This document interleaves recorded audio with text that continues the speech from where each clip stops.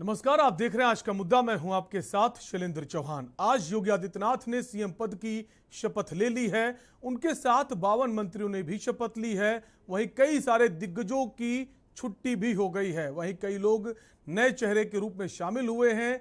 आधी आबादी को भी मौका मिला है, लेकिन चुनौतियां जो हैं वो भी बहुत ज्यादा हैं। इसी पर आज हम बात करेंगे। योगी टीम 52।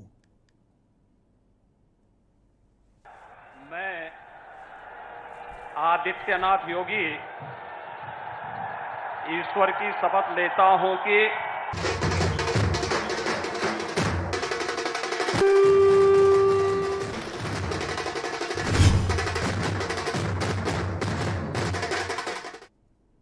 आज से उत्तर प्रदेश में योगी आदित्यनाथ के दूसरे कार्यकाल का आगाज हो रहा है। इसी के साथ देश के सबसे बड़े सूबे में योगी राज पार्ट 2 का आगाज हो जाएगा। पिछले 37 साल में यह पहली बार है जब 5 साल का कार्यकाल पूरा होने के बाद कोई दोबारा मुख्यमंत्री पद संभालने जा रहा है। इस बार भाजपा की जीत के साथ ही योगी के नाम कई रिकॉर्ड दर्ज हुए हैं, लेकिन चुनौतियां भी बढ़ गई हैं। वहीं केशव प्रसाद मौर्य को लेकर जो तमाम अटकलें लगाई जा रही थी, उन पर भी विराम लग गया है। एक बार फिर से केशव प्रसाद मौर्य अपनी उसी भूमिका में नजर आने वाले हैं। उन्हें डिप्टी सीएम पद की जिम्मेदारी दी गई है। वहीं योगी की नई टीम में महिलाओं की भागीदारी की बड़ी चर्चा थी कि इस बार आधी आबादी की संख्या में बढ़ोतरी होगी, लेकिन ऐसा कुछ भी नहीं हुआ। जिस तरह 2017 में योगी के मंत्रिमंडल में महिलाओं की संख्या 5 थी, इस बार भी वही है। लेकिन इस बार शपथ ग्रहण समारोह में एक बात जो सबसे अलग लगी वो थी साधु संतों को बड़ी संख्या में आमंत्रित करना, जिसको लेकर साधु संतों में एक अलग तरह की खुशी भी देखी गई। इन्हीं तमाम मुद्दों पर आज हम बात करेंगे। उससे पहले आपको सुना देते हैं कि योगी आदित्यनाथ के शपथ लेने के बाद साधु संतों ने क्या कुछ कहा। महाराज जी, योगी आदित्यनाथ जी ने शपथ ग्रहण किया है कि अयोध्या के विकास में कैसे रहेगा। पहली बात तो ये 18 करोड़ हिंदुओं की जनादेश है। 80 बनाम 20 का चुनाव था, तो ये 18 करोड़ हिंदुओं का जनादेश है, तो मुख्यमंत्री तो होना ही था योगी आदित्यनाथ जी को। हाँ, कुछ ऐसे अफजल सोचों ने जो 100 कुछ सीटें दिलवा दी हैं सपा और वगैरह वगैरह को, तो ये कहीं ना कहीं दुखद है।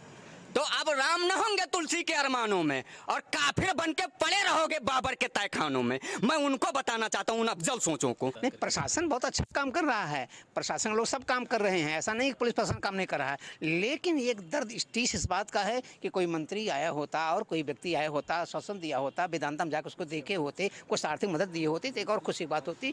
इसके बाद भी योगी अन्ना से मेरा प्रार्थना है, निवेदन है कि मुख्यमंत्री होने के बाद यदि आपने राम के बल पे यहाँ पे सत्ता हासिल की है, तो मुख्यमंत्री होने के बाद पहला आगमन आपका अयोध्या होना चाहिए। राम जी का दर्शन कीजिए, हनुमान जी का दर्शन कीजिए और उस बेटी के पास जाइए जिसके यहाँ ऐसा दुराचार हुआ है। मैं बहुत बहुत आशीर्वाद प्रदान करता हूँ। विकास के लिए, चूँकि विकास के ही नाम पर सरकार पुनः वापस हुई है और सबका साथ सबका विकास, ये कल भी और आज भी और आगे भी यही मुद्दा होगा। और यही मुद्दे के आधार पर उत्तर प्रदेश सरकार वापसी हुई है।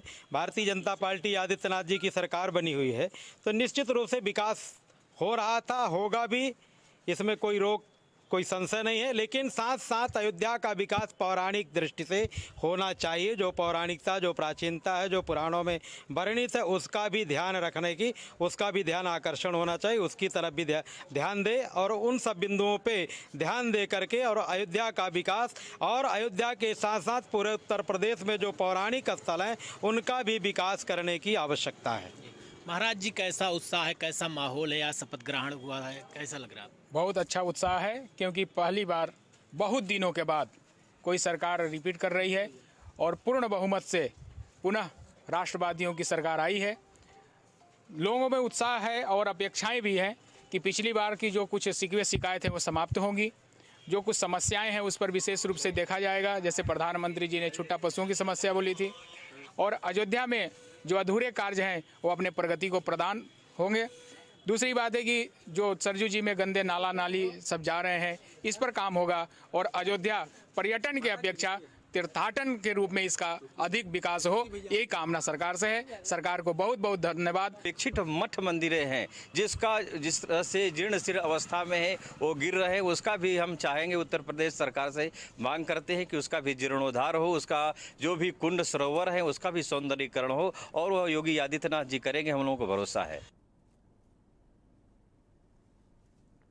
तो एक तरफ साधु संतों में खुशी का माहौल है, बीजेपी की जीत से तो उत्साहित थे, लेकिन सीएम जब योगी आदित्यनाथ उन्होंने सीएम पद की शपथ ली तो उससे और खुशी दोगुनी हो गई। ये तस्वीरें आपको दिखा रहे हैं इस वक्त शपथ लेने के बाद की तस्वीरें हैं। कैबिनेट की बैठक इस वक्त चल रही है, योगी आदित्यनाथ की जो नई कैबिनेट का गठन हुआ है उसकी बैठक चल रही है। सीधी तस्वीरें कैबिनेट बैठक की आपको दिखा रहे हैं आपके टेलीविजन स्क्रीन पर। CM Yogi Adityanath cabinet minister के साथ बैठक करते हुए नजर आ रहे हैं। डिप्टी सीएम केशव प्रसाद मौर्य मौजूद हैं, स्वतंत्र देव सिंह मौजूद हैं, ए.के. शर्मा को भी इस बार कैबिनेट मिनिस्टर बनाया गया है, वो भी मौजूद हैं। तो तमाम बड़े जो कैबिनेट के चेहरे हैं वो नजर आ रहे हैं। बेबी रानी मौर्य को कैबिनेट मिनिस्टर बनाया गया है, वो भी मौजूद हैं।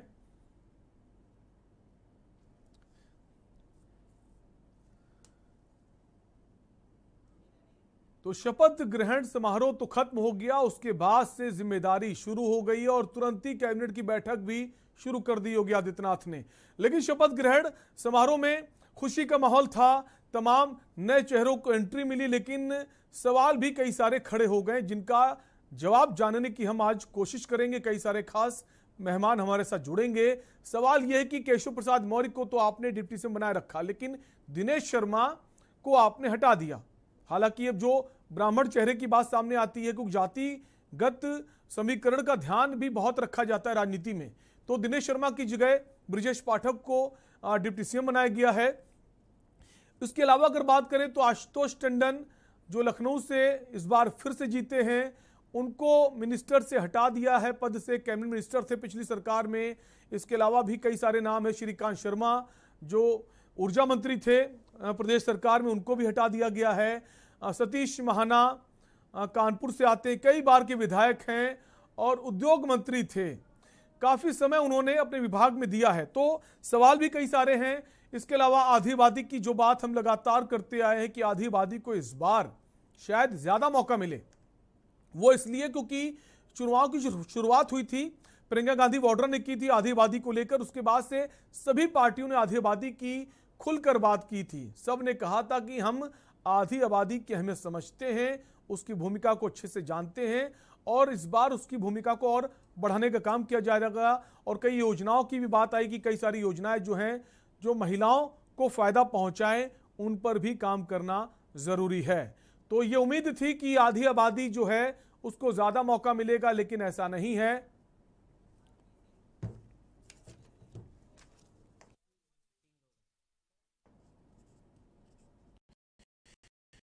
और इसी पर हम चर्चा करेंगे, कई सारे खास मेहमान हमारे साथ जुड़ेंगे। फिलहाल हम आरपी सिंह जुड़ गए, आरएलडी के प्रवक्ता हैं। आरपी सिंह, स्वागत है आपका। इसके अलावा देश के जाने माने पत्रकार, कई वर्षों का आपको अनुभव है, मुदित माथुर जी जुड़ गए हैं। मुदित जी, स्वागत है चर्चा में आपका।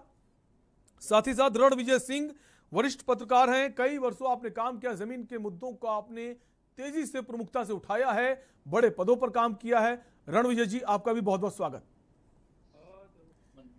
और चर्चा की शुरुआत मुदित जी आपसे ही करेंगे। नए चेहरों को शामिल किया गया, लेकिन पुराने बड़े कद्दावर चेहरों को आपने छुट्टी कर दिया। उनको दूसरे, अगर वो कैबिनेट मिनिस्टर थे 2017 में पिछली कार्यकाल में, उनको राज्य मंत्री बनाया जा सकता था, वो भी नहीं किया गया। क्या नई जिम्मेदारी दी जाएगी या फिर नए चेहरों को लाना जरूरी था, पुरानों की छुट्टी इसलिए की गई? देखिए, ये जो निर्णय हुए हैं बहुत कुछ परफॉर्मेंस के आधार पर भी हुए हैं। जिन लोगों ने पिछले कार्यकाल में अच्छी परफॉर्मेंस दी है उनको रिटेन भी किया गया, उनको प्रमोट भी किया गया। बहुत सारे आपको ऐसे चेहरे दिखेंगे जो पिछले समय में राज्य मंत्री थे, इस बार उनको प्रमोट करके कैबिनेट में भी लिया गया है। और कुछ कारण जो है क्षेत्रीय और जातीय संतुलन भी पूरे एक्सरसाइज में किया गया है। जो भी मंत्रिमंडल का विस्तार हुआ है उसमें ये ये नए चेहरे भी आए हैं और जो इन्होंने ये मोटे तौर पे जो है करीब करीब जो 52 लोगों का मंत्रिमंडल आज बना है, जिसमें आपके कैबिनेट मंत्री हैं 18 और भी उसमें करीब करीब 21 जो हैं वो अपर कास्ट के लोगों को प्रतिनिधित्व दिया गया है। 20 ओबीसी हैं, 9 दलित हैं, 1 सिख है, 1 मुस्लिम है। तो इस तरह से कोशिश की गई है कि हर तरह के, हर वर्ग के लोगों को इसमें जो है वो प्रतिनिधित्व दिया जाए। और चाहे कोई भी मुख्यमंत्री हो, और हर कैबिनेट एक्सपेंशन के बाद अनुभव ये रहा है, बहुत सारे लोग पार्टी में ऐसे होते हैं जो असंतुष्ट रह जाते हैं। लेकिन अब कई चीजें हैं जो वाकई में जो कई कद्दावर नेता जो मुख्यमंत्री के दावेदार हुआ करते थे, वो इस बार डिप्टी भी ना बन पाए और उनको इस बार मंत्रिमंडल में जगह तो दी गई है। लेकिन हाँ, जो उनका मोदी जी, अगर मैं समझूं तो आपका इशारा, अगर मैं समझूं तो आपका इशारा सुरेश खन्ना की तरफ है। जी जी। अब सुरेश खन्ना जी 9 बार के विधायक हैं और इस बार भी उनको जो है मंत्री पद ही मिल पाया है। तो कहने का मतलब ये है कि उधर एक कानपुर के बहुत वरिष्ठ लोगों में से महाना जी हैं, वो ड्रॉप हो गए हैं, महेंद्र सिंह भी नहीं लिए गए। तो ये हो सकता है कोई वृहद प्लान का हिस्सा हो और ये सब जो इस लेवल पे काम हुआ है, तो हो सकता है उन लोगों के पहले से सहमति ली गई हो। लेकिन हाँ, जो भी लोग नहीं लिए जाते हैं, उनके जो सपोर्टर्स होते हैं उनमें निराशा होती है। बिल्कुल होती है। आएंगे सर आपके पास, रणविजय सिंह जी आपके पास आएंगे। केशव प्रसाद मौर्य को लेकर तमाम अटकलें चल रही थी, तमाम कयास लगाए जा रहे थे, फिर से मौका मिलेगा या नहीं मिलेगा, अगर मौका मिलेगा तो क्या मिलेगा, लेकिन उनका तो जो पद है बरकरार है, क्या कहेंगे? नहीं, ये कोई चौंकाने वाली बात नहीं है। ये तो कयास अनायास लग रहा था, क्योंकि एक पिछड़ा चेहरा जो प्रदेश अध्यक्ष रह करके पार्टी को बहुमत दिलाया था, दूसरी बार भी वो जब लोग बैकवर्ड लोग छोड़कर पार्टी गए, उसके बाद डैमेज कंट्रोल करने में भी उनकी बड़ी भूमिका रही है। और चुनाव हार जाना, तो जब बंगाल में ममता बनर्जी जी चुनाव हार गई और हो गई, तो उनको चुनाव हार गए तो पिछले दरवाजे से पहुंच जाएंगे, उसमें तो कोई बात है नहीं। बात यह है कि पूरा मंत्रिमंडल का जो ये विराट आकार है, वो 24 में कैसे जातियों को साधा जाए, सारा खेल इस दारोमदार जो है मंत्रिमंडल से उसी पर जाकर टिक गया है। और पार्टी ने बड़ी सावधानी और मैं कहूंगा बड़े सिहरन भरे अंदाज में जो उसने अपने को में जातियों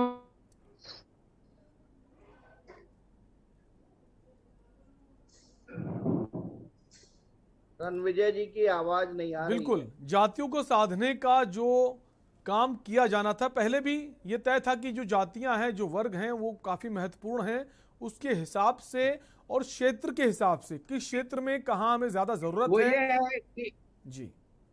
देखिए, केशव मौर्य की जो बात हो रही थी वो रणविजय जी पूरी नहीं कर पाए। जी जी जी, रणविजय जी असलियत में आवाज आ रही है? रणविजय जी है वो मैं आ गए रणविजय जी। जी, रणविजय जी की आवाज आ रही है? मैं अपनी बात पूरी करूं कि केशव मौर्य जो है वो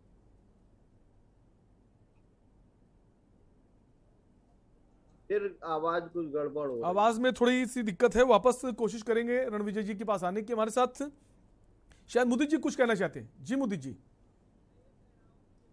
जहाँ तक इनकी बात है केशव मौर्य की, केशव मौर्य ने संगठन को खड़ा करने में बहुत काम किया है और इस बात को नजरअंदाज नहीं किया जा सकता है कि पिछले कई वर्षों से वो संगठनात्मक कार्यों में जुड़े रहे।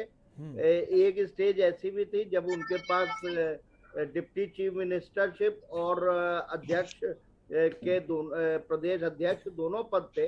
तो कहने का तात्पर्य ये है। और फिर इस समय चुनाव के ठीक पहले स्वामी प्रसाद मौर्य, दारा सिंह चौहान, धर्मपाल सैनी और कई और वरिष्ठ नेता जो थे, जिस तरह से आखिरी समय में छोड़ गए थे, उससे एक ये संदेश जा रहा था कि पिछड़ी जातियों का जो गणित है वो बिगड़ गया है। और ऐसे समय में केशव मौर्य की एक जिम्मेदारी बढ़ गई थी और ऐसा लगता है कि उन्होंने अपने क्षेत्र में उतना समय न देख के दूसरे क्षेत्रों में संगठन को मजबूत करने के साथ ही साथ उस समय चुनाव प्रचार में भी लगे रहे। तो उसका उनको जो है इस समय डिप्टी चीफ मिनिस्टरशिप पे रिटेन करके जो है वो पुरस्कृत किया है हाईकमान ने। जो भाजपा के हाईकमान है उसका ये निर्णय हुआ है। और ठीक इसी तरह का निर्णय जो है उत्तराखंड में भी हुआ है।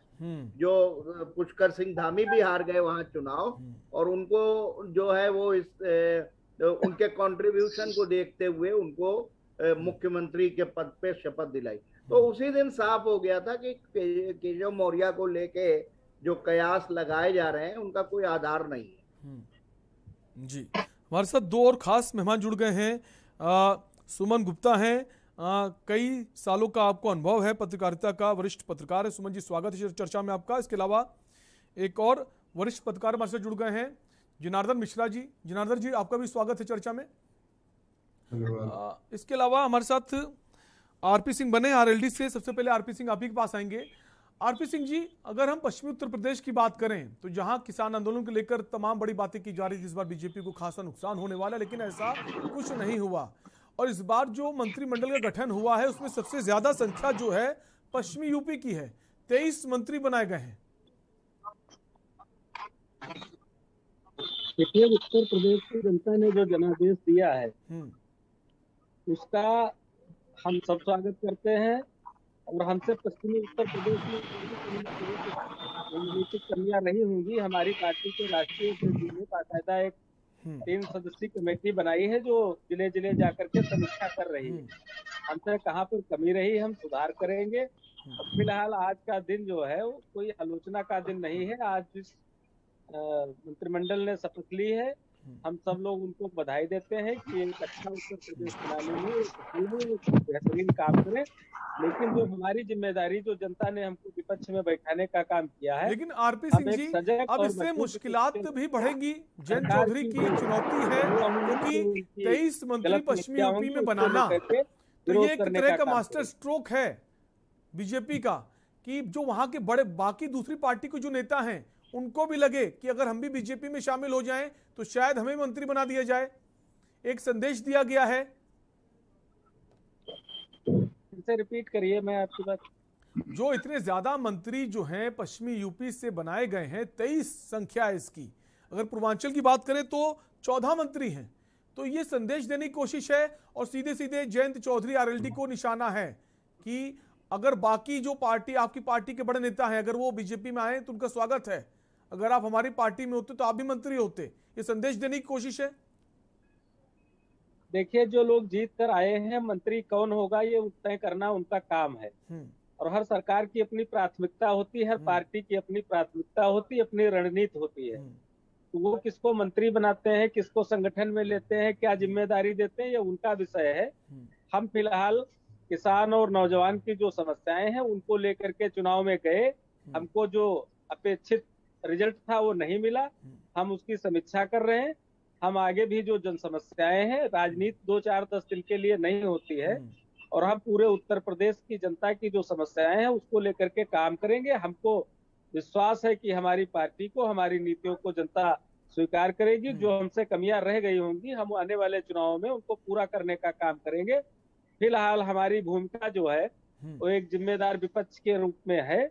हम उस जिम्मेदारी का निर्वहन करेंगे और उत्तर प्रदेश की जो पूरी जनता है। आप देखिएगा, जो लोग समाज को बांटने का काम कर रहे थे, समाज को तोड़ने का काम कर रहे थे, हम भाईचारा जिंदाबाद की बात कर रहे थे, किसान एकता की बात ठीक है, कर आप रहे एक थे। अच्छी विपक्ष की भूमिका को निभाएंगे, अच्छी बात है। सुमन गुप्ता के पास हम आएंगे। सुमन जी, आधी आबादी को लेकर तमाम चर्चाएं हो रही थी इलेक्शन की शुरुआत से। जैसे प्रियंका गांधी ने नारा दिया था, लड़की हूं लड़ सकती हूं, आधी आबादी की बात की, और जो रिजर्वेशन है सीटों को उसमें ज्यादा संख्या उनको दी। बीजेपी ने भी फिर आधी आबादी की तमाम बातें आखिरी तक करी। फिर ये उम्मीद थी कि इस बार जो मंत्रिमंडल का गठन होगा उसमें महिलाओं को जो संख्या है उसमें बढ़ोतरी की जाएगी, लेकिन ऐसा नहीं हुआ। 2017 में 5 था, इस बार भी 5 है, हालांकि बीच में एक और घटकर 4 हो गया था। तो क्या इससे क्या समझें?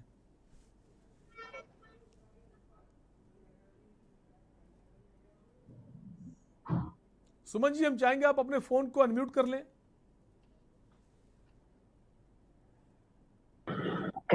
महिलाओं की बातें होती हैं, महिलाओं का राजनीतिक फायदा भी उठाने की बात होती है, लेकिन जब महिलाओं को प्रतिनिधित्व देने की बात आती है तो शायद इसमें सारी पार्टियां चूक जाती हैं।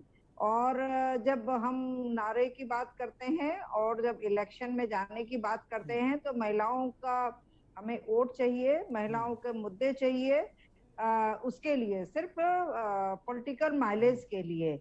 लेकिन जब वास्तव में उनकी प्रतिनिधित्व बात करने होता है तो वो आधी आबादी कहीं पीछे चली जाती है और दूसरे मुद्दे प्रमुख हो जाते हैं। जी, ये स्थिति इस मंत्रिमंडल में भी दिख रही है और पिछले मंत्रिमंडल में भी लगभग यही स्थिति थी। ठीक है, जनार्दन जी के पास आएंगे। जनार्दन जी, तमाम सारे नाम चल रहे थे महिलाओं को लेकर कि इनको मौका दिया जाएगा, लेकिन कई सारे नाम गायब हो गए। अदिति सिंह का नाम काफी चर्चाओं में था, अनुपमा जायसवाल जो थी उनका भी नाम चर्चाओं में था। ऐसे कई नाम हैं और सिर्फ 5 महिलाओं को मौका दिया गया। शैलेंद्र जी, देखिए, भाजपा देश की नहीं विश्व की सबसे बड़ी राजनीतिक पार्टी होने का दावा करती है, सबसे ज्यादा कार्यकर्ता है, और ये एक ऐसी पार्टी है जो हमेशा इलेक्शन मोड में रहती है। जो आज का मंत्रिमंडल का गठन आपने देखा, निश्चित रूप से कहीं ना कहीं 2024 की तैयारी भी इसमें हमें दिखती है। तो देखिए, भाजपा ने पहले भी ये स्पष्ट कर रखा है कि जो टिकट वो देते हैं वो विनेबिलिटी के हिसाब से देते हैं कि किसकी कितनी जीतने की क्षमता है, और जो ये मंत्रिमंडल का चयन हुआ है वो परफॉर्मेंस के हिसाब से है। जो क्षेत्रीय समीकरण है, जो वहां के जातीय समीकरण है, इनको साधते हुए है। और फिर मैं अपनी बात को दोहराऊंगा कि अगले 24 के जो इलेक्शन है उसको भी कहीं ना कहीं ध्यान में रखा गया है। और दूसरी चीज मैं यहाँ पर और ऐड करना चाहता हूँ कि अभी ये एक फाइनल नहीं है, अभी इसमें चीजों में और भी एक्सपेंशन होगा, और भी बढ़ोतरी होगी, और भी लोगों को मौका मिलेगा। जो शुरुआती आपने ये चीजें देखी हैं, तो इसमें निश्चित रूप से कुछ नामों को विराम दिया गया है और कुछ नए चेहरों को सामने लाया गया है। तो अभी इस पर बड़ी टिप्पणी करना थोड़ा सा जल्दबाजी है। तो आपको लगता है कि जिनको मौका नहीं मिला है उसको उनको दूसरे तरीके से शामिल किया जा सकता है, कोई और अभी बड़ी जिम्मेदारी दी जा सकती है? जो संगठन का जो रहता है, देखिए, भाजपा का एक खासियत ये भी है कि जो भी व्यक्ति चाहे वो भले ही बाहर बैठा हो, लेकिन अगर वो जनता के बीच में है और अपने काम को कर रहा है तो निश्चित रूप से वो नजर में रहता है, और समय आने पर उसको रिवॉर्ड दिया जाता है, उसको इनाम मिलता है। आज केशव प्रसाद मौर्य जी को आप देख लीजिए, उन्होंने अपनी सीट जरूर गंवा दी, लेकिन जैसा कि मोदी जी ने भी कहा कि वो संगठनात्मक रूप से काफी एक्टिव रहे, और बीच में जो नेताओं ने जब छोड़कर पार्टी जाने की एक माहौल बनाने का प्रयास किया, तब केशव जी ने पार्टी को बड़ी मजबूती से संभाला और उस चीज का बहुत अच्छा जवाब दिया। तो निश्चित रूप से अभी जो बाकी लोग रह गए हैं उनको भी कहीं ना कहीं संभावनाएं हैं, और परफॉर्मेंस के हिसाब से भाजपा जरूर उनको कहीं ना कहीं स्थान देगी। बिल्कुल, कई बड़े दिग्गज हैं, कई बड़े नाम हैं, अब उनको क्या जिम्मेदारी देगी देखने की बात होगी। फिलहाल एक ब्रेक का वक्त है, आप सभी मेहमान बने रहिए, जल्द लौटेंगे। मैं आदित्यनाथ योगी ईश्वर की शपथ लेता हूं कि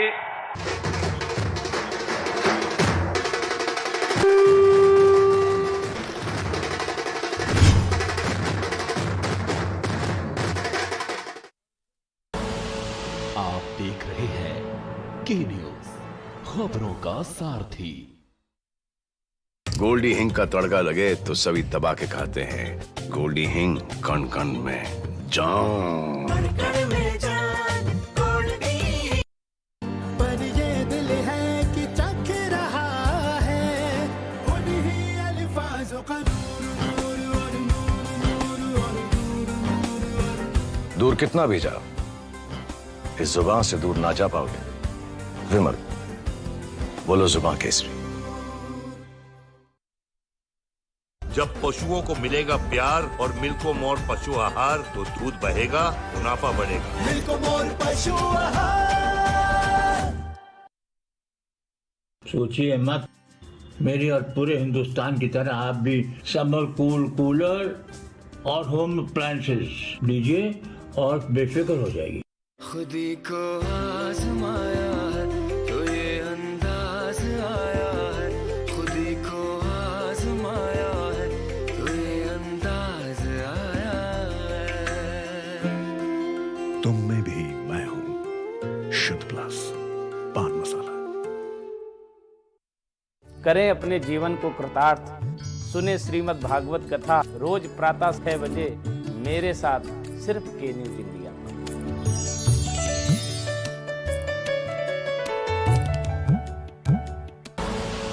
आप देख रहे हैं के न्यूज, खबरों का सारथी। मैं आदित्यनाथ योगी ईश्वर की शपथ लेता हूं कि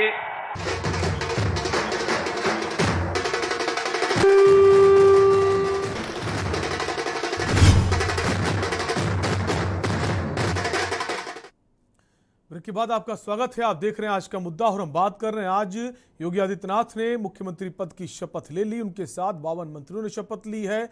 कई बड़े दिग्गजों की छुट्टी हो गई है, कई नए चेहरे शामिल हुए हैं और अब कैबिनेट गठन के बाद कैबिनेट की बैठक भी शुरू हो गई। मतलब कि शपथ ग्रहण के बाद तुरंत काम पर लग गए। लेकिन चुनौतियां भी बहुत सारी हैं। तमाम मुद्दों पर हम बात कर रहे हैं। हमारे साथ कई सारे खास मेहमान बने हुए हैं। वापस चर्चा को आगे बढ़ाएंगे। हमारे साथ एक और खास मेहमान जुड़ गई हैं, कंचन द्विवेदी, बीजेपी प्रवक्ता है। कंचन जी, स्वागत है चर्चा में आपका।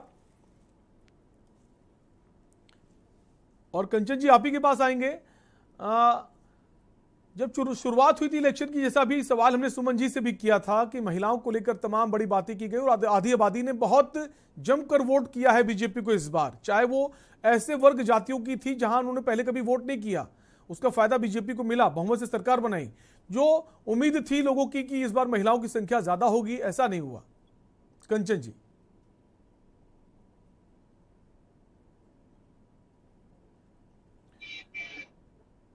कंचन जी, हम चाहेंगे आप अपने फोन को अनम्यूट कर लें।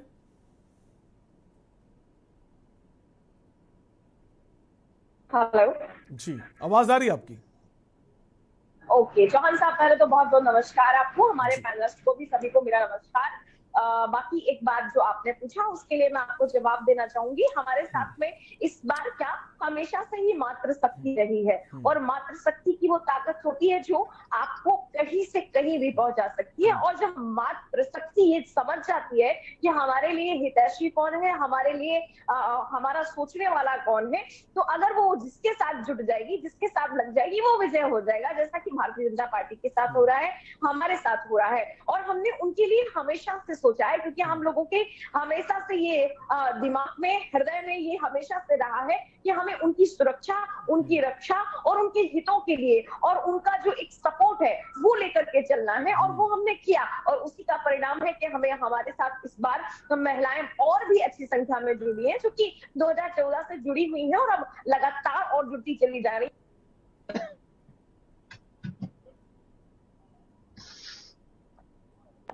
ये लोग सोच नहीं सकते कि वो हमारे साथ भी हो सकती है। तो साहब, मेरी आवाज आ रही है? आवाज आ रही है, अपनी बात कहिए। जो लोग कहते हैं कि नहीं, एक वर्ग तो हमारे पास आता ही नहीं। मैं यही बताने का प्रयास करूंगी कि वो वर्ग ये भूल जाए कि उनके अपने लोग ही उनके साथ होते हैं। या फिर मैं मात्र शक्ति को लेकर के बात करूं तो यहाँ वर्गों की सारी सीमाएं टूट गई हैं, जाति की सीमाएं टूट गई हैं, धर्मों की सीमाएं टूट गई हैं। इसलिए वो महिलाएं भी, वो माताएं भी हमारे साथ में हैं जो लोग अपने लोगों से झूठ बोल करके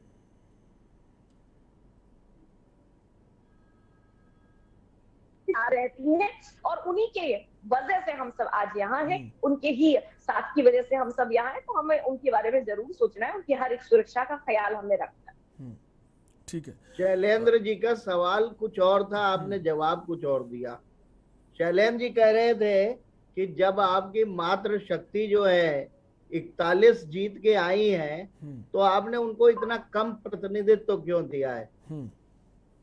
नहीं, मात्र शक्ति जो होती है ना सर, वो हमेशा प्रतिनिधित्व में होती है, वो चाहे किसी पद में हो या ना हो। जिस प्रकार से अगर आप घर में है, मैं बहुत छोटा सा उदाहरण देना चाहूंगी, आप घर में है ना, तो घर की जो मालकिन होती है ना, वो माता ही होती है, मात्र शक्ति होती है। अगर वो घर में नहीं है ना, वो तो उस आप पर डिस्प्यूट नहीं है। कंचन जी सवाल ये है कि अगर महिलाओं की सीटें बढ़ी हैं और 41 जीत के आई हैं, जी सीटों में इजाफा हुआ है, 41 महिलाएं जो विधायक जीत कर आई हैं, तो उनकी जिम्मेदारी और बढ़नी चाहिए थी। क्या चेहरे कम थे कि उनको जिम्मेदारी ना दी जाए? क्योंकि सिर्फ 5 चेहरे हैं। जो 2017 की स्थिति थी, उस वक्त भी 5 मंत्री बनाए गए थे, 1 कैबिनेट, 2 स्वतंत्र प्रभार, माफ कीजिए 1 स्वतंत्र प्रभार और बाकी राज्य मंत्री। वही स्थिति इस बार भी है, हूबहू। चौहान साहब, और भी बहुत सारी चीजें हैं, अभी और भी चीजों का गठन होना है, और उन चीजों में भी, उन लोगों में भी हमें उनको भी चयन करना है। तो फिर ऐसा नहीं कह सकते ना कि केवल एक चीज आप देख लीजिए, एक ही चीजों का।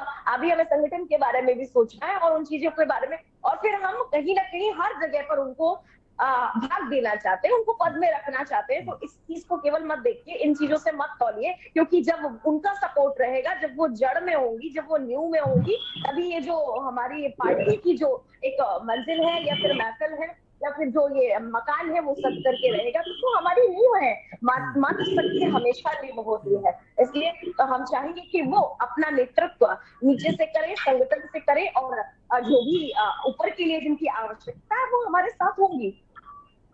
उम्मीद करते हैं कि आगे उनकी जिम्मेदारियों को और बढ़ाया जाए। जो बाकी विधायक हैं, उनको कहीं ना कहीं जिम्मेदारी दी जाए। अब कैसे जिम्मेदारी दी जाएंगी, ये सरकार को तय करना है। रणविजय जी, आपके पास आएंगे सर। हमने देखा कि पूर्वांचल के जो नतीजे आए, कई सारे ऐसे जिले हैं जहां पर क्लीन स्वीप किया है समाजवादी पार्टी में। पर समाजवादी पार्टी ने, चाहे वो आपका गाजीपुर हो या फिर आपका आजमगढ़ हो, अंबेडकर नगर हो, कौशाम्बी हो, तो जो मंत्री जो बनाने थे, उम्मीद की जा रही थी कि ज्यादा संख्या पूर्वांचल की होगी मंत्री पदों की, लेकिन पश्चिमी उत्तर प्रदेश में फोकस किया गया है। 23 मंत्री दे दिए गए, पूर्वांचल में सिर्फ 14।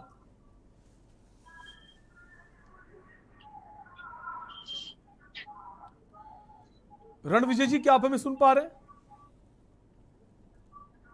हाँ, आप सुन पा रहे हैं, आपको सुन पा रहे हैं। जी सर। मैं ये बताना चाहता हूँ पूर्वांचल अभी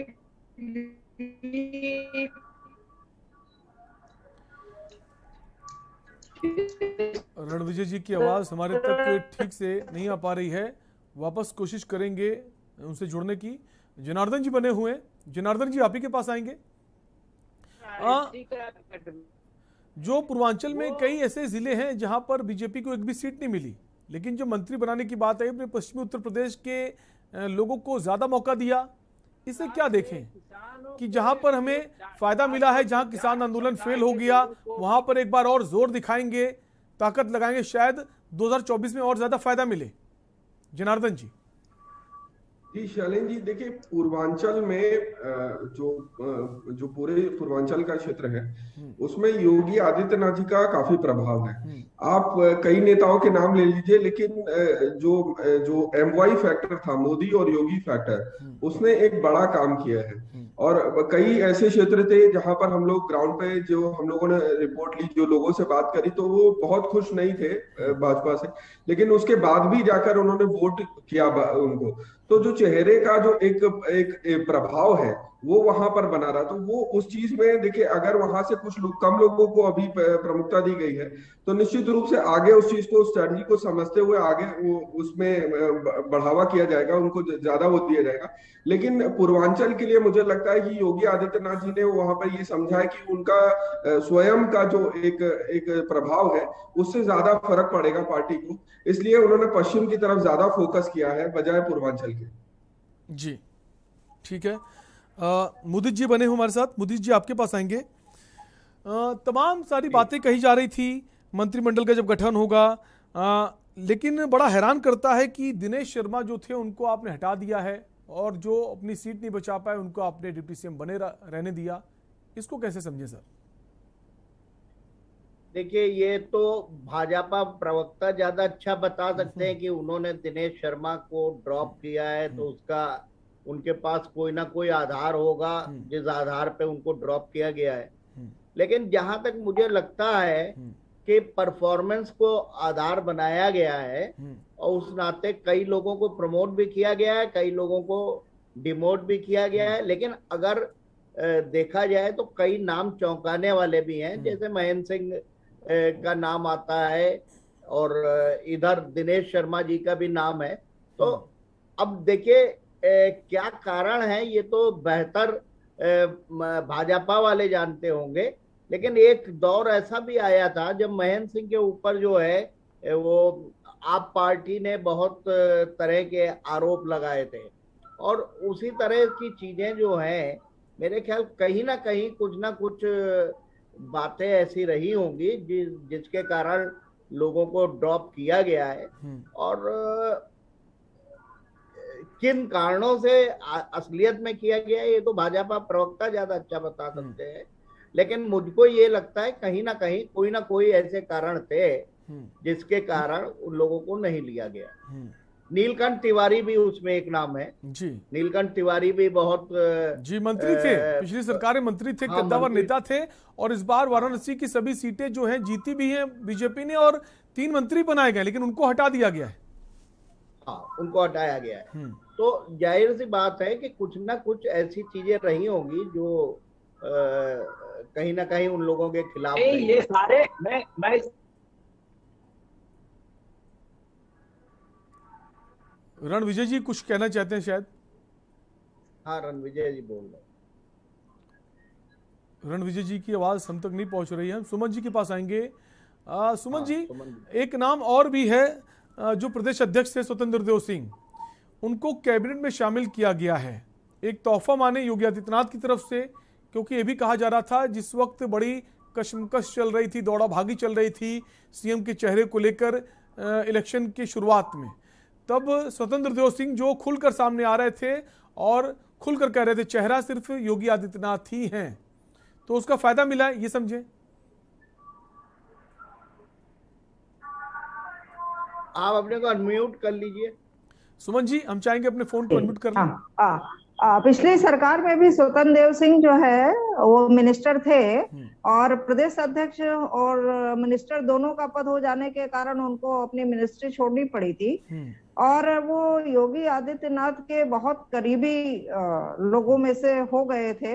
और जब बहुत सारी कशमकश दिल्ली से और लखनऊ के बीच में चल रही थी तो उस समय जो एकदम उनके साथ खड़े थे तो वो थे स्वतंत्र देव सिंह थे। तो वो एक तो पिछड़ा वर्ग से भी वो आते हैं, एक ये भी बड़ा कारण है और योगी आदित्यनाथ के काफी करीबी हैं, ये भी उसका एक बहुत बड़ा कारण है कि इस मंत्रिमंडल में उनको पुनः शामिल किया जाना। तो इसका मतलब है कि प्रदेश अध्यक्ष अब किसी दूसरे को बनाया जाएगा और अगर ऐसा ना होता तो फिर उनको मंत्रिमंडल में ना शामिल किया गया होता।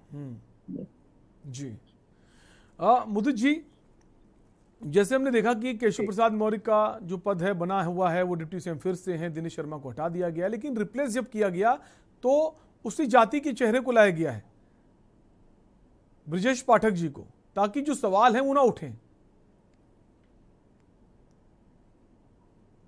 देखिए, ऐसा है कि पिछली बार भी जो 2 पद इन्होंने बनाए थे उप मुख्यमंत्री के, तो एक ब्राह्मण को दिया था और एक जो है पिछड़ी जातियों को दिया था। तो जाहिर सी बात है कि केशव मौर्य जी ने जो एक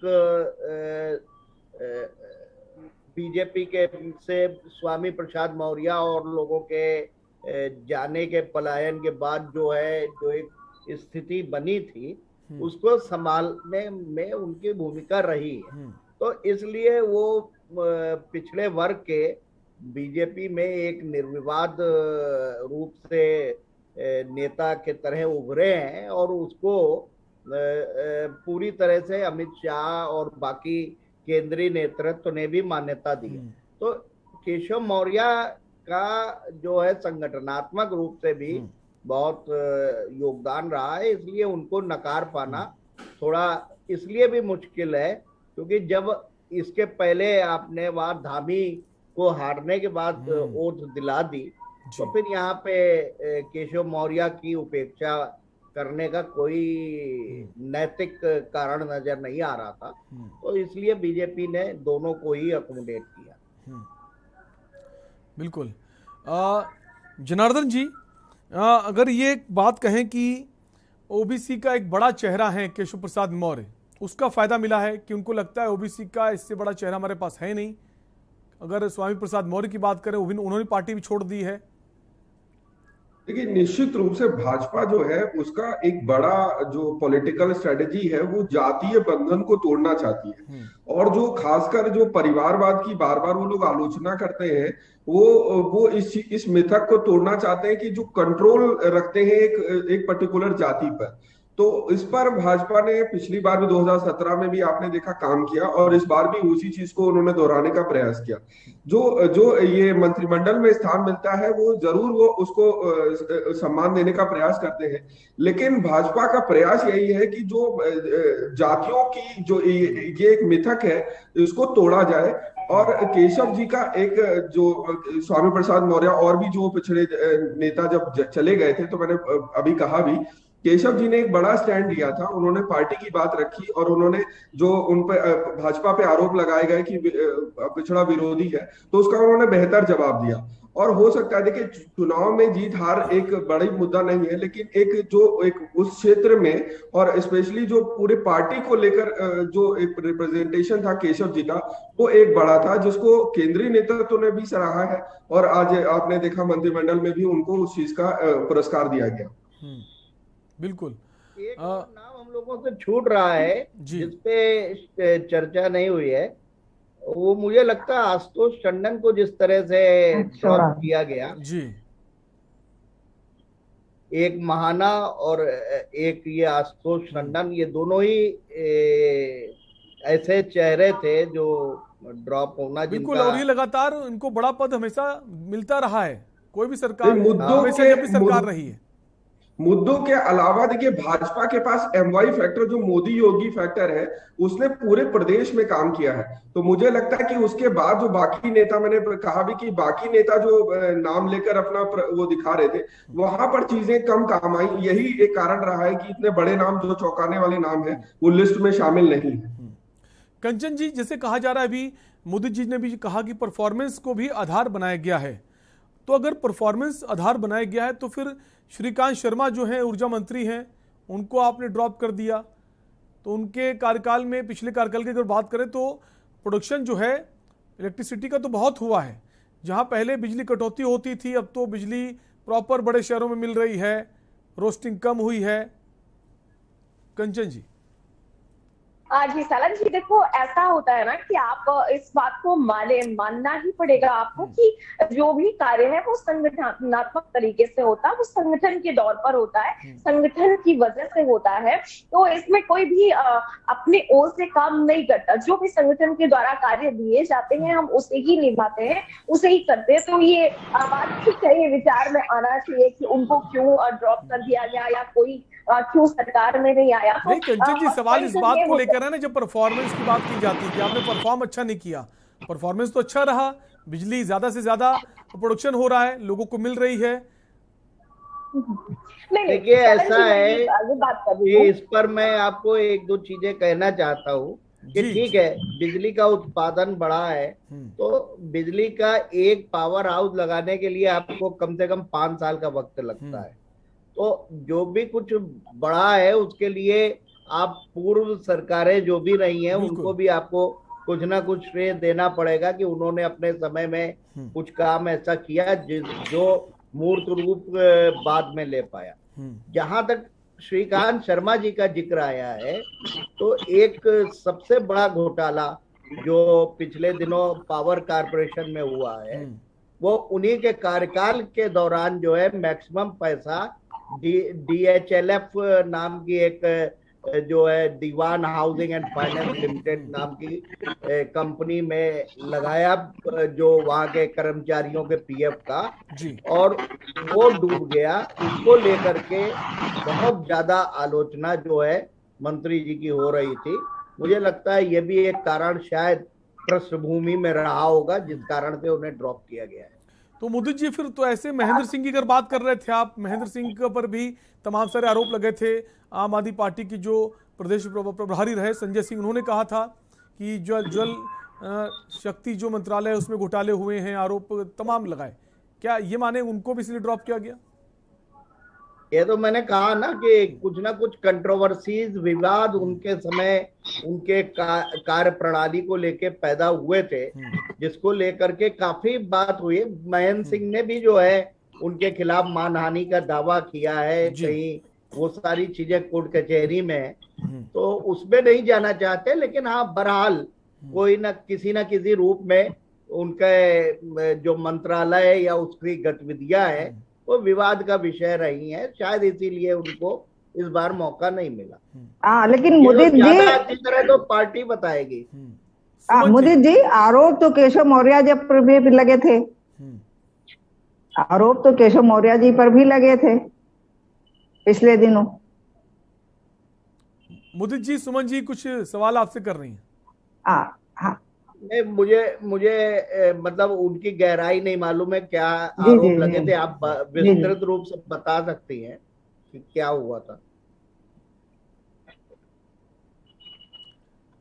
जी, आरोप जो लगे थे उनके डिपार्टमेंट को लेकर के, करप्शन को लेकर के ये सवाल उठे थे, जिसको लेकर के कई बार ये हो रहा था कि फाइलों का चक्कर आ रहा था, फिर वो मिनिस्टर और चीफ मिनिस्टर तक चीजें जा रही थी। तो इस तरीके से अगर आरोपों को कहा जाए तो बहुत सारे मिनिस्टर्स पे आरोप लगते रहते हैं। उसके और भी कारण मुझे लगता है कि उसके पीछे रहे होंगे, जिन कारणों से लोगों को लिया गया और जिन कारणों से लोगों को नहीं लिया गया। जी सुमन जी, एक सवाल ये भी है कि जो विपक्ष है इस बार काफी मजबूती से उभर कर आया है। भले ही वो सीटें हार गए हों, आप बहुमत के साथ सत्ता में आ गए, लेकिन पिछली बार वाली स्थिति नहीं है। समाजवादी पार्टी की अलायंस को मिलाकर अगर बात करें तो 125 सीटें हैं, तो विपक्ष मजबूती से खड़ा हुआ है, तो चुनौतियां कम नहीं हैं। जी, ये तो अब सरकार का आगे किस तरीके से चलती है। और पहले तो विपक्ष एकदम से था कि 47 सीटें समाजवादी पार्टी की थी, 19 सीटें बहुजन समाज पार्टी की थी और 7 सीटें जो है कांग्रेस के पास थी। लेकिन इस बार सिर्फ आप देखें तो कांग्रेस भी 2 पे सिमट गई है और बहुजन समाज पार्टी की 1 सीट है, और समाजवादी पार्टी की सीटें जो है 111 पहुंच गई हैं। और उनके साथियों सहित उनको जोड़ लिया जाए तो इनके आपके राजभर की पार्टी और इनको, तो ये उनके गठबंधन के हिस्सा रहे हैं। तो निश्चित रूप से पहले की अपेक्षा अब उनको सदन में, और खासकर एक बात और भी है कि जो अखिलेश यादव ने लोकसभा से जो इस्तीफा दे दिया है, उससे ये लगता है कि वो अब जो है नेता विपक्ष के रूप में सामने होंगे। तो जो पूरे इलेक्शन में आप देखिए कि जिस तरीके से जो इनको अखिलेश यादव और जो है योगी आदित्यनाथ को लेकर के जिस तरीके के पूरा इलेक्शन हुआ है, वो स्थिति अब तक लगता है कि अब विधानसभा के अंदर भी जो है आमने सामने दोनों नेता होंगे। तो उस तरीके से लगता है कि बहुत आसान नहीं रहेगा, जिस तरीके से इलेक्शन भी बहुत आसान नहीं लग रहा था। तो इस तरीके से आपको सदन में भी जो है होगा, चुनौतियां तो रहेंगी सामने। और जो सरकार में रहता है, एक विपक्ष की भी एक भूमिका होती है। अगर सरकार ठीक तरह से काम नहीं कर रही है उस पर आप लोकतंत्र में विपक्ष की बहुत ही महत्वपूर्ण भूमिका होती है और मजबूत विपक्ष का होना बहुत आवश्यक है। जी जनार्दन जी, अगर बात करें जो अलायंस में है उत्तर प्रदेश में बीजेपी के साथ निषाद पार्टी और अपना दल, इनको लेकर ही कहा जा रहा था कि अपना दल को सीटें जो हैं मंत्री पद में ज़्यादा मौका मिल सकता है। पिछली बार एक मंत्री था, इस बार 2 हो सकते हैं, क्योंकि सीटें ज्यादा हैं निषाद पार्टी से। लेकिन ऐसा कुछ नहीं हुआ। निषाद पार्टी से संजय निषाद को कैबिनेट मिनिस्टर बनाया गया और उधर से एक बार नया चेहरा है जय कुमार जेक्यू को हटा के दूसरे को जिम्मेदारी दी गई। लेकिन जैसा कहा जा रहा था कि 2 मंत्री बनाए जाएंगे, ऐसा कुछ नहीं हुआ। शैलेंद्र जी, मैंने जैसा कहा कि अभी 52 लोगों का ही शपथ ग्रहण हुआ है और निश्चित रूप से अभी और भी इसको एक्सपेंड किया जाएगा। और जो आप कह रहे हैं उसमें जैसे जो उनकी पटेल की पार्टी है उसको भी केंद्रीय प्रतिनिधित्व दिया गया था। तो ये सारे समीकरण बढ़ाए जाएंगे, बताए जाएंगे। अभी जैसे निषाद पार्टी का एक बड़ा डिमांड था कि उनको रिजर्वेशन चाहिए, उस चीज को लेकर वो बहुत अड़े हुए थे। तो उस चीज पे भी अभी चर्चा होगी। आज अभी आपने बताया भी कि अभी कैबिनेट की बैठक भी इन्होंने शुरू कर दी, काम करने की बात कर रहे हैं। तो ये अभी इनिशियल स्टेज है, इसमें अभी जो बाकी सहयोगी दल हैं उनका भी प्रतिनिधित्व बढ़ने का आसार है। ठीक है, आरपी सिंह जी आपके पास आएंगे। अब जो जैसा पहले भी मैंने सवाल किया था, जिस तरह से 23 मंत्री बनाए गए हैं पश्चिमी यूपी में, तो अब जयंत चौधरी की भूमिका क्या होगी? हालांकि जब उनसे सवाल किया जाता है कि अब आगे का क्या, क्योंकि जो अपेक्षा करी थी उसके अनुरूप सीट तो नहीं आई, 33 में से 8 सीटें आई हैं और जितने मंत्री बनाए गए हैं पश्चिमी यूपी में, क्या जो जयंत चौधरी हैं 2024 के पहले पाला बदल सकते हैं?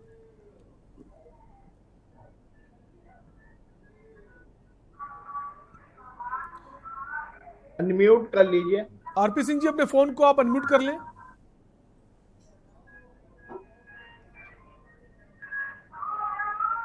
शायद आरपी सिंह जी तो आवाज नहीं जा रही है। लास्ट, ठीक है। इसी पीछे एक बड़ी खबर आ रही है। आप सभी मेहमानों का इस चर्चा में जुड़े रहने के लिए बहुत बहुत शुक्रिया। तो बड़ी खबर इस बीच आ रही है, लखनऊ से इस वक्त की बड़ी खबर।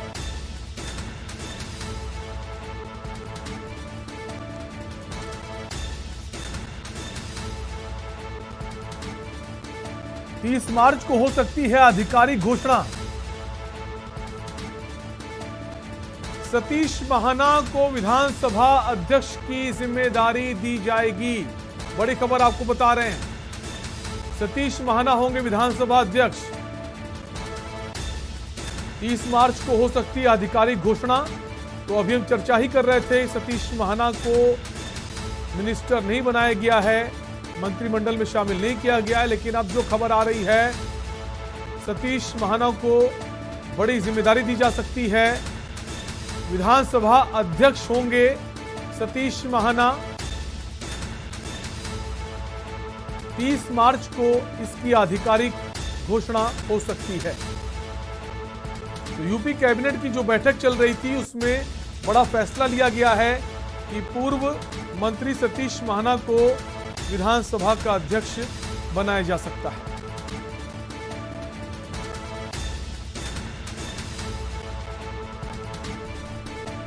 तीस मार्च को आधिकारिक घोषणा हो सकती है। आपको बता दें, कई बार के विधायक हैं कानपुर शहर से और पिछली सरकार में उद्योग मंत्रालय रहा है इनके पास। एक बड़ा नाम है, बड़ा चेहरा है। 2017 की अगर बात करें, जिस वक्त मुख्यमंत्री के तौर पर योगी आदित्यनाथ का चेहरा नहीं सामने आया था, उस वक्त मुख्यमंत्री की रेस में भी शामिल थे सतीश महाना। तो कैबिनेट की बैठक में बड़ा फैसला लिया गया है, सतीश महाना विधानसभा अध्यक्ष होंगे। इस वक्त की बड़ी खबर आपको बता रहे हैं, 30 मार्च को आधिकारिक घोषणा की जा सकती है। तो विधानसभा अध्यक्ष के रूप में जिम्मेदारी संभालेंगे सतीश महाना। बड़ी खबर, कैबिनेट की बैठक के बाद ये बड़ा फैसला लिया गया है। पिछली सरकार में औद्योगिक मंत्री थे और अब विधानसभा अध्यक्ष बनाए जाएंगे। एक कद्दावर नेता के तौर पर पहचान है सतीश महाना की। करीब 8 बार के विधायक हैं।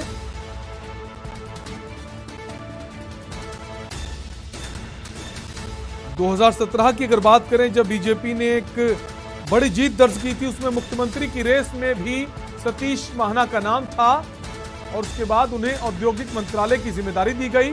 और अब जो खबर सामने आ रही है, विधानसभा अध्यक्ष बनाए जा सकते हैं सतीश महाना। 30 मार्च को औपचारिक घोषणा होगी। कैबिनेट की बैठक के बाद यह फैसला लिया गया है। बड़ी खबर इस वक्त की, 30 मार्च को आधिकारिक घोषणा की जाएगी। कैबिनेट की बैठक के बाद यह फैसला लिया गया है। सतीश महाना होंगे अगले विधानसभा अध्यक्ष।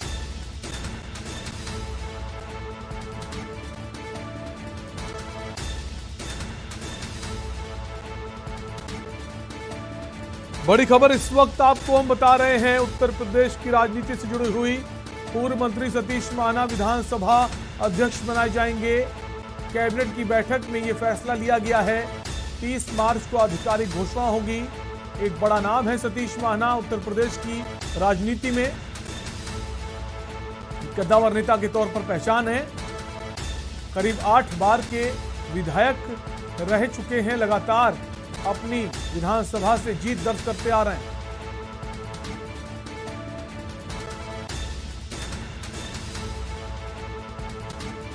आपको बता दें कैबिनेट की बैठक चल रही है जिसमें यह बड़ा फैसला लिया गया है। सतीश महाना को लेकर चर्चाएं जोरों पर थी जब शपथ ग्रहण चल रहा था, और जब शपथ ग्रहण खत्म हुआ उनका नाम सामने नहीं आया। उसके बाद कई सारे सवाल खड़े हो गए थे। अभी चर्चा में भी हम इस बात का जिक्र कर रहे थे कि सतीश महाना जैसे कद्दावर नेता को आखिर जिम्मेदारी क्यों नहीं दी गई। तो अब खबर आ रही है बड़ी, सतीश महाना विधानसभा अध्यक्ष होंगे। 30 मार्च को आधिकारिक घोषणा की जाएगी।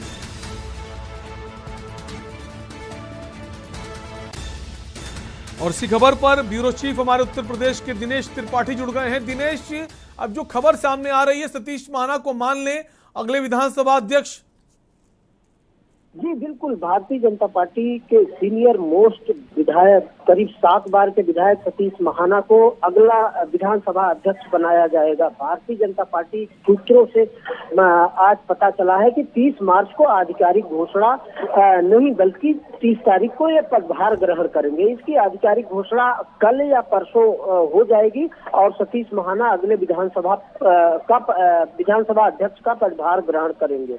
भारतीय जनता पार्टी की तरफ से ये खबर मिली है और विधानसभा के कुछ अधिकारियों ने बताया है कि कल या परसों में इसकी आधिकारिक घोषणा होगी और 30 मार्च को सतीश महाना जो कानपुर से बिलोंग करते हैं और 6 से 7 बार के विधायक रहे हैं, भारतीय जनता पार्टी के सीनियरिटी में अच्छे हैं। इस बार उनको योगी कैबिनेट में जगह नहीं मिली। पिछली बार पहले टर्म में योगी के पहले कार्यकाल में वो कैबिनेट मंत्री हुआ करते थे, कई विभागों के मंत्री, महत्वपूर्ण विभागों के मंत्री थे। तो इस बार उनको इसीलिए चूंकि विधानसभा अध्यक्ष हृदय नारायण दीक्षित 70 प्लस हो गए हैं और उनको इस बार विधानसभा का चुनाव भी नहीं पार्टी ने लड़ाया है, तो अब भारतीय जनता पार्टी सतीश महाना को अगला अपना विधानसभा अध्यक्ष बनाने की तैयारी कर ली है। 30 मार्च को आधिकारिक रूप से ये पदभार ग्रहण करेंगे।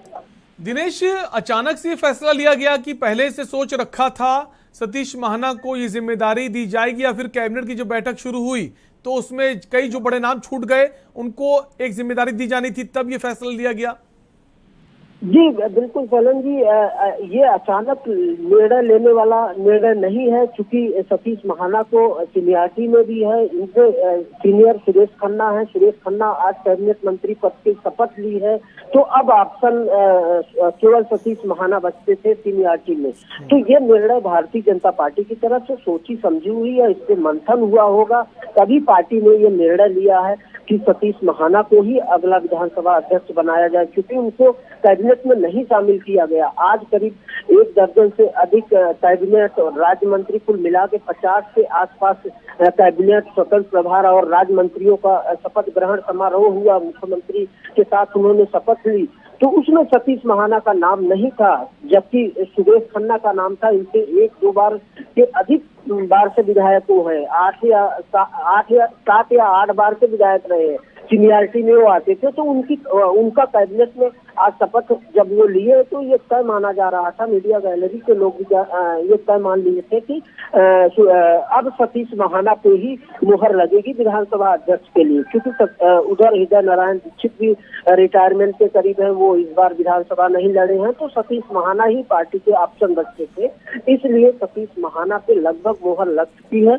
अब कल या परसों में इसकी आधिकारिक घोषणा होगी और 30 मार्च को ऐसा बताया जा रहा है कि 30 मार्च को वो पदभार ग्रहण करेंगे।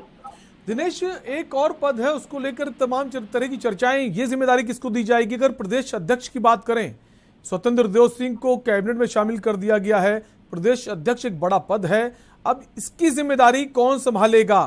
क्या हम माने कि दिनेश शर्मा जो डिप्टी सीएम के पद से हटाए गए हैं उनको जिम्मेदारी मिल सकती है या फिर कोई और नाम चर्चाओं में? जी बिल्कुल सैलान सही कर रहे हैं कि भारतीय जनता पार्टी के प्रदेश अध्यक्ष स्वतंत्र देव सिंह को योगी कैबिनेट में आज शपथ दिलाई गई है, वो कैबिनेट मंत्री हो गए हैं। तो अब उत्तर प्रदेश भाजपा का अध्यक्ष के लिए तैयारियां तेज हो गई, हलचलें तेज हो गई हैं। श्रीकांत शर्मा जो मथुरा के विधायक हैं और योगी सरकार के पहले कार्यकाल में ऊर्जा मंत्री हुआ करते थे, कैबिनेट मंत्री थे, उनको मंत्री नहीं बनाया गया। और दिनेश शर्मा जो उप मुख्यमंत्री थे उनको भी उप मुख्यमंत्री नहीं बनाया गया। इन दोनों नामों पर काफी चर्चा है, लेकिन इस बीच एक बड़ी बात बताऊं, बड़ा खुलासा करूं कि ये खबर चौंकाने वाली आ रही है कि केंद्र में गृह राज्य मंत्री अजय मिश्र टेनी का भी नाम प्रदेश अध्यक्ष के लिए बड़ी तेजी से चल रहा है। भारतीय जनता पार्टी के सूत्रों के अनुसार अजय मिश्र टेनी को भी अगला अध्यक्ष बनाया जा सकता है बीजेपी उत्तर प्रदेश का। लेकिन जो आज चर्चा हो रही है वो श्रीकांत शर्मा और दिनेश शर्मा की हो रही है। दिनेश शर्मा को भी कैबिनेट में जगह नहीं मिली योगी सरकार के दूसरे कार्यकाल में, और श्रीकांत शर्मा को भी। तो इसके लिए मंथन, और बीजेपी हमेशा चौंकाने वाला फैसला करती, तो फैसला कुछ भी हो सकता है, उस पर भी हमारी नजर बनी रहेगी। फिलहाल के लिए बहुत बहुत शुक्रिया दिनेश तमाम जानकारी के लिए। तो बड़ी खबर आपको बता रहे हैं, सतीश महाना होंगे विधानसभा अध्यक्ष। 8 बार के विधायक हैं, कद्दावर नेता हैं, पिछली सरकार में औद्योगिक मंत्री थे और इस बार के कैबिनेट गठन में उन्हें कोई जिम्मेदारी नहीं दी गई, उन्हें ड्रॉप किया गया। लेकिन अब जो खबर आ रही है, कैबिनेट की बैठक में फैसला लिया गया है, सतीश महाना को विधानसभा अध्यक्ष बनाया जाएगा। औपचारिक घोषणा 30 मार्च को होगी।